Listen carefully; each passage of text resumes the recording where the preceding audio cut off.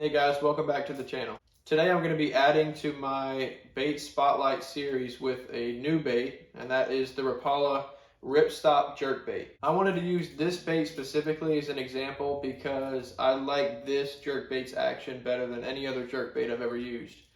On top of that, it has some pretty good visuals as well, which we'll go over. First of all, it has a rattle inside of it. So that just adds the noise, just like any other hard bait. But on top of that, whenever you jerk it, it flashes like a real fish. So it's got reflective scale-like material on the side of it, and it will flash very similar to a real fish. You know, when a school of shad or minnows comes by, you'll see a lot of flashing going on.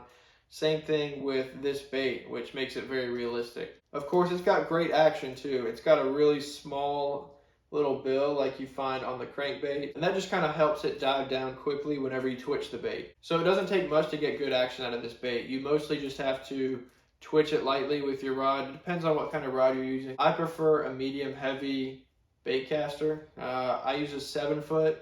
I would even go longer sometimes depending on the conditions, but I only have a couple bait casters to choose from at the moment.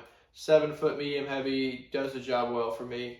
Ideally, you do want a more stiff rod with faster action. Whenever you're retrieving the bait, you're going to want that rod to be ready to go for the next twitch whenever you're doing the action for it. And it's not going to work as well if you have one with a lot of bend and play in it and kind of a slower action, if you will.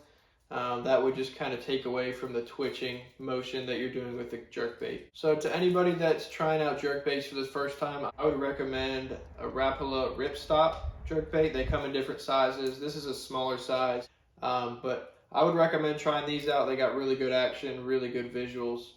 They are durable too. I've had this one probably 6 months, and it's got very little scratching on it. I've used it a lot, and I've caught quite a few fish on it. So I would give these baits a go. They are a little bit more expensive, but the quality is really good with these. Rapala is obviously known for making really high quality baits. It's definitely worth the price in my opinion. Also, I may be saying the name wrong. It's either Rapala or Rapala. I honestly can't remember.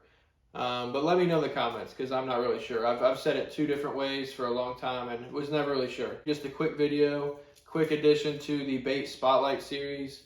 Let me know how you feel about this series. I do like it. I do think it's a good series and a unique series. I think it's a cool series because it helps get baits out there that I actually like to use and that I have success with.